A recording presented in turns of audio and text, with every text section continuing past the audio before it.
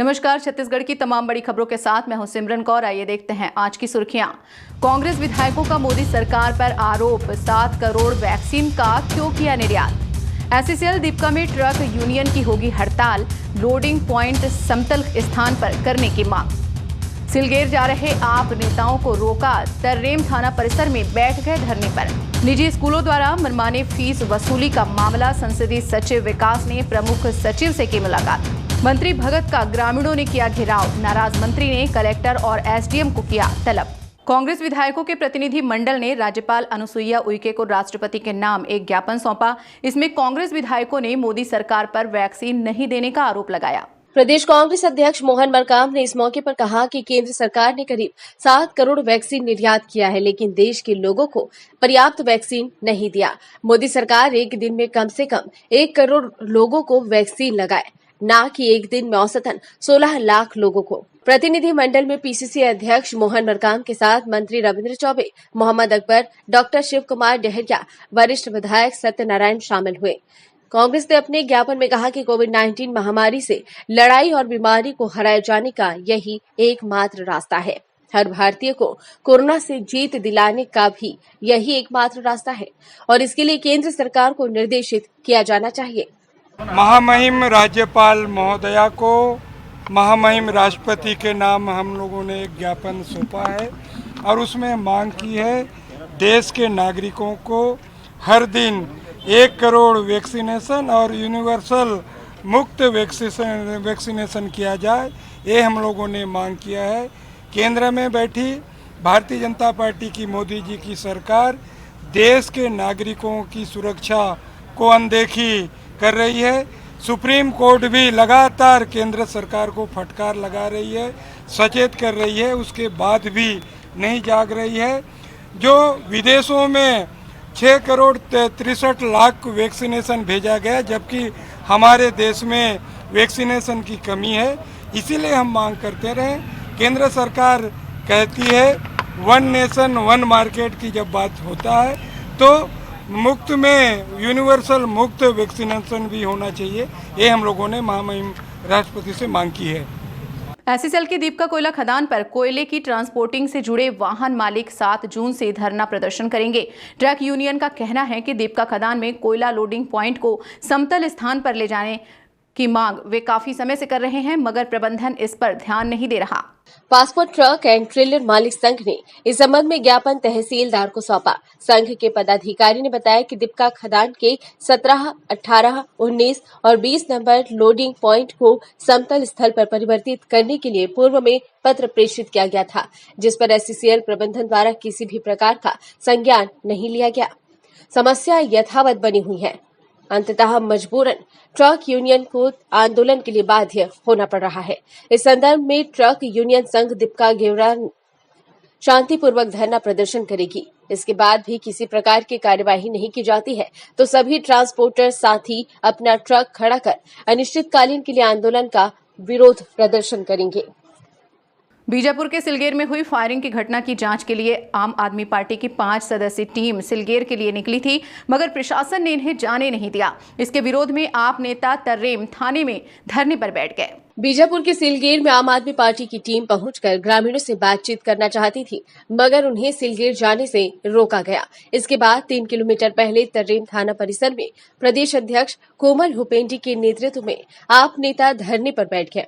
इनका कहना है कि प्रशासन जब तक हमें सिलगेर जाने नहीं देता तब तक हम तर्रेम थाने के सामने धरने पर बैठे रहेंगे। बिल्कुल गैर जिम्मेदाराना बात यहाँ के तहसीलदार ने कही और हमें जाने से यहाँ रोका गया है। हम यहाँ बैठे हैं। हम प्रशासन से मांग करना चाहते हैं, प्रदेश के मुख्यमंत्री भूपेश बघेल जी से भी और प्रशासन के अधिकारियों जी से भी, कि या तो आप हमें सिलगेर तक पहुँचाने के लिए सुरक्षा दीजिए या तो हमको जाने दीजिए। आदिवासी लोग लगातार यहाँ पे मौत के घाट उतारे जा रहे हैं। पूरे बस्तर में अलग अलग मामलों में बहुत सारी घटनाएं हो रही हैं, लेकिन प्रदेश की सरकार पूरी तरह विफल है। यहाँ की कानून व्यवस्था फेल हो चुकी है। कानून व्यवस्था बिल्कुल तरह ध्वस्त हो चुकी है। आप नेताओं ने बताया कि इन सभी का धरना रात भर चलता रहा। इस दौरान पुलिस ने उन्हें कोई भी सहयोग नहीं दिया।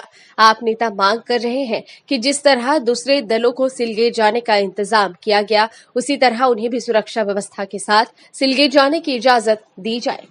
निजी स्कूलों द्वारा ऑनलाइन पढ़ाई के बीच मनमानी फीस वसूली को लेकर संसदीय सचिव विकास उपाध्याय स्कूली शिक्षा विभाग के प्रमुख सचिव आलोक शुक्ला से मिले। उनसे हुई चर्चा के बाद विकास उपाध्याय ने कहा कि निजी स्कूलों के खिलाफ कड़ाई करने अगले सप्ताह शासन स्तर पर महत्वपूर्ण बैठक होगी एवं सरकार द्वारा फीस निर्धारण को लेकर बनाए गए नियम का कड़ाई से पालन करने प्रशासन को निर्देशित किया जाएगा। निजी स्कूल में फीसों को लेकर शिकायत लगातार आ रही है कि निजी स्कूलों के द्वारा मनमाना तरीके से फीस ले रहे हैं। एक तरफ तो लॉकडाउन चल रहा है और लॉकडाउन में कोई पढ़ाई, ऑनलाइन पढ़ाई को छोड़कर कोई दूसरी चीज़ नहीं हो रही है।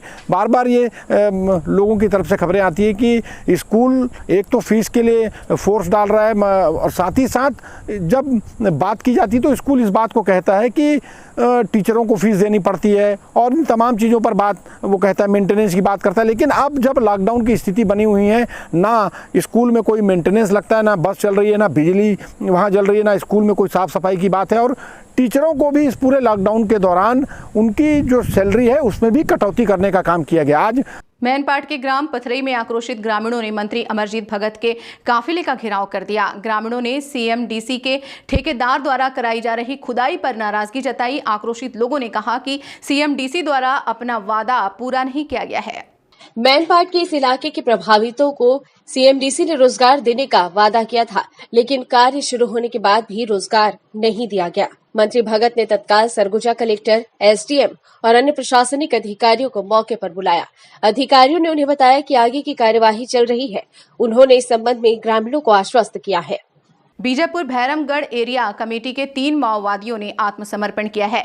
दरभा में स्थापित पुलिस कैंप के बढ़ते दबाव व माओवादियों की समर्पण नीति के व्यापक प्रचार प्रसार से भैरमगढ़ एरिया कमेटी के 3 माओवादियों ने एएसपी पंकज शुक्ला एसडीओपी के समक्ष आत्मसमर्पण किया। उसके बढ़ते दबाव और जो नए कैंप खुल रहे हैं उसके फलस्वरूप नक्सलियों पर काफ़ी अधिक दबाव पड़ा है और उसी क्रम में दरभा में हमारा कुटरू थाना क्षेत्र अंतर्गत जो नया कैंप खुला है उस कैंप के खुलने से वहाँ आसपास के जो मिलिशिया सदस्य हैं, जो नक्सली सदस्य सक्रिय थे, उन पर काफ़ी दबाव निर्मित हुआ और उसमें से 3 सदस्यों के द्वारा आज पुलिस के समक्ष आत्मसमर्पण किया गया है। रायपुर में पदस्थ लोक स्वास्थ्य यांत्रिकी विभाग पीएचई के कार्यपालन अभियंता सुरेंद्र कुमार चंद्रा पर ईडी ने बड़ी कार्रवाई की है। मनी लॉन्ड्रिंग के मामले में चंद्रा पर यह कार्रवाई हुई है और ईडी ने उसकी लगभग 1 करोड़ 72 लाख की संपत्ति को अटैच कर लिया है।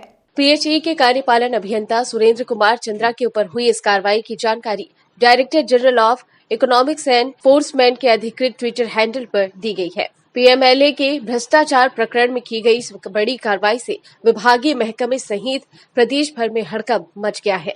गौरतलब है कि पीएचई के ईई सुरेंद्र कुमार चंद्रा कोरबा जिले में पदस्थ रहे हैं और पूरे कार्यकाल में अपने कामकाज को लेकर काफी सुर्खियों में रहे।